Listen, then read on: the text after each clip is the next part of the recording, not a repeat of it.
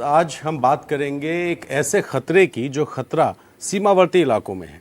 जब से पहलगाम का हमला हुआ है तब से उत्तर प्रदेश में जो नेपाल से लगी हुई सीमा है उस सीमा पर अवैध मदरसों और अवैध इमारतों पर लगातार कार्रवाई हो रही है। अवैध मदरसों पर कार्रवाई कोई नई बात नहीं है, लेकिन टाइमिंग के हिसाब से अगर हम बात करें तो ये बहुत महत्वपूर्ण हो जाता है। 2017 में योगी आदित्यनाथ जब मुख्यमंत्री बने उसके बाद से ही तमाम सीमावर्ती इलाकों में जो अवैध मदरसे बन रहे थे उसको लेकर के जांच हुई। एटीएस ने भी जांच की थी, लोकल जो पुलिस थी उसने भी जांच की थी और गोरखपुर जोन के एडीजी दावा शेरपा 2020 के आसपास उन्होंने बयान दिया था कि अकेले सिद्धार्थनगर जिले में 3 साल के भीतर 300 से ज़्यादा मदरसे खुले हैं और इतने तो छात्र भी नहीं हैं जितने मदरसे खुल रहे हैं। तो इनकी फंडिंग कहाँ से हो रही है, इन मदरसों के खोले जाने के पीछे मकसद क्या है, तो ये तमाम चीज़ों को लेकर के जांच चल रही थी। लेकिन पहलगाम के हमले के बाद उत्तर प्रदेश के डीजीपी की तरफ से एक अलर्ट जारी हुआ। अलर्ट में कहा गया कि जो सीमावर्ती इलाके हैं, जिनमें अगर नेपाल की सीमा की बात करें तो पीलीभीत से लेकर के लखीमपुर खीरी, बलरामपुर, श्रावस्ती, बहराइच, महाराजगंज, सिद्धार्थनगर, ये सारे ऐसे ज़िले हैं जिन ज़िलों में की सीमा नेपाल से लगती है और खुली हुई है। ऐसे में वहाँ पर 15 किलोमीटर का जो दायरा है, नेपाल की सीमा से लेकर 15 किलोमीटर के दायरे में तमाम ऐसे मदरसे हैं जिनको या तो ध्वस्त किया गया है या फिर सीज किया गया है। और ये मदरसे, इनको मदरसे ना कह के एक इमारत कहें, क्योंकि ये अवैध हैं, बिना अनुमति के खोले गए थे। और इस वजह से जब इस पर कार्रवाई शुरू हुई तो राजनीति भी शुरू हुई। बातचीत में लोग ये कहने लगे कि ये एक मौका पा गई सरकार और इस मौके की वजह से ये कार्रवाई चल रही है।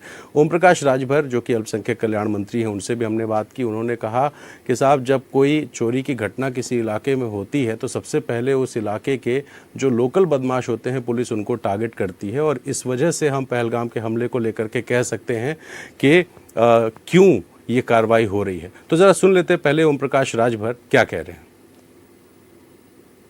ये जो सीमावर्ती इलाकों में मदरसों पर कार्रवाई जब्तीकरण की और ध्वस्तीकरण की हो रही है, ये कार्रवाई अचानक क्यों इसकी ज़रूरत पड़ गई? देखिए, समय समय पर जो शिकायतें आती रही तो उसमें जांच होती रही। आपने भी पिछले देखा होगा कि एटीएस की जांच लगी थी। तो ये पहलगांव घटना से ही ताल्लुकात नहीं कि उसी घटना से गिराए जा रहे हैं।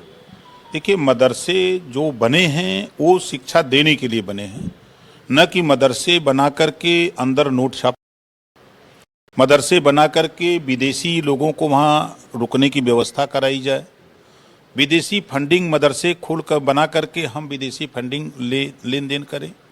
तो इसकी जांच में जो लोग पाए जा रहे हैं उनके खिलाफ कार्रवाई हो रही है।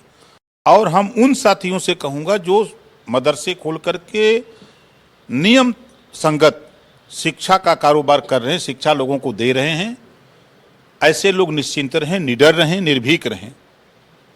किसी को इस तरह के शिक्षा देने वाले लोगों को अगर कोई दिक्कत हो तो हमसे मिल लें।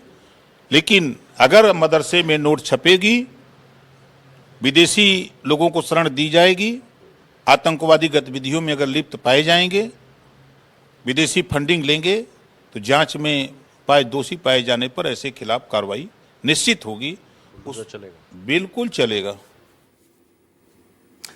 तो आपने सुना ओम प्रकाश राजभर जो अल्पसंख्यक कल्याण मंत्री हैं, और इस मुद्दे पे बात करने के लिए हमारे साथ दो मेहमान हैं। पहले मेहमान हैं मौलाना शहाबुद्दीन रिजवी, मुस्लिम धर्मगुरु हैं, बेबाकी से अपनी बात रखने के लिए जाने जाते हैं। और साथ ही मोहसिन रजा साहब हैं जो उत्तर प्रदेश में मंत्री भी थे, हज कमेटी से भी जुड़े हैं और विधान परिषद के सदस्य भी हैं। मौलाना साहब, सबसे पहले आपसे सवाल करेंगे, ये जो कार्रवाई हो रही है इस कार्रवाई को कैसे देखते हैं? पहलगाम के हमले की वजह से ये कार्रवाई हो रही है या इसके पीछे कुछ और है? मोहतरम, देखिए, ऐसा है, मौजूदा वक्त में जो कार्रवाई हो रही है ये तो कार्रवाई इंतकामी जज्बे के तहत और बदला लेने की कार्रवाई है। इस कार्रवाई को हम जायज़ नहीं ठहरा सकते। जब ये गवर्नमेंट बनी थी, उस गवर्नमेंट से बनने से लेकर के आज तक 8 साल का अरसा गुजर गया और कम से कम 10 से 12 क्या नाम तादाद में जांचें हुई हैं और परखा गया है। कागज़ परखे गए, बिल्डिंगें परखी गई, मान्यताएं परखी गई, सोसाइटीज़ को परखा गया, फंडिंग की जांच हुई, न जाने क्या क्या जांचें हुई। और हमने जांच में बराबर सहयोग किया और हमने इस बात को तमाम ऐलान भी किया था तमाम मदारिस के जिम्मेदारान को कि तमाम मदरसे वाले कोई भी अधिकारी आए तो उसका स्वागत करें, इस्तकबाल करें, और कोई भी जो है रजिस्टर कागज पुर्चा दिखाने में जो है वो कोताही न बरतें, बल्कि उनका इस्तकबाल करके एक एक चीज उनको बताएं, उनके सारे सवालों को जवाब दें। और अब उस वक्त से लेकर के आज तक पूरे 8 साल का अरसा गुजर गया इस गवर्नमेंट को। 8 साल के पूरे अरसे में किसी भी एक मदरसे को मुल्जिम नहीं ठहराया गया और मुजरिम नहीं ठहराया गया, और ना ही उसको बंद किया गया था, और ना ही फंडिंग के मामले में कोई गिरफ्त में आया, कोई भी नहीं गिरफ्त में आया। उसके बाद में अब पहलगाम जो घटना मौलाना हुई साहब, है, आतंकवादी घटना है, और इस घटने की हम निंदा करते हैं और हम समर्थन नहीं करते हैं। आतंकवादी गतिविधियों के खिलाफ तो हम पहले से थे, आज भी हैं और भविष्य में भी रहेंगे। मगर जिस तरीके से बिल्डोजर की कार्रवाई की जा रही है, ये कार्रवाई सरासर इंसाफ के खिलाफ है, संविधान के विरुद्ध है। संविधान ने जब अल्पसंख्यकों को इस बात की जरा इजाजत जवाब दी ले है लेते कि हैं मौलाना साहब। आपके पास आएंगे, आपके पास आएंगे। मोहसिन रजा साहब, आप तो 2017 से 22 अल्पसंख्यक कल्याण के मंत्री थे। आप ही के रिजीम में ये सारी जांचें हुई थी, जिसमें आपने कहा था कि बॉर्डर के पास में बहुत सारे मदरसे ऐसे हैं जो मकान के नक्शे के नाम पर जिनको पास कराया गया और ये इमारतें खड़ी करके इनको मदरसों का नाम दिया गया। मौलाना साहब तो कह रहे हैं ये तो बदले की कार्रवाई है, क्या कहेंगे?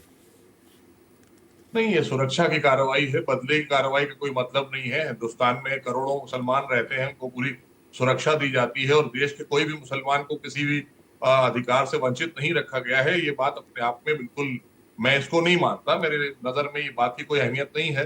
लेकिन जहां तक सबकी सुरक्षा की बात है, देश की सुरक्षा की बात है, तो जो सीमावर्ती हमारे मदरसे या उस तरफ इस तरह के संस्थान चल रहे थे, जैसा पहले भी मैंने आपको बताया कि उसमें हम लोगों ने जांच कराई।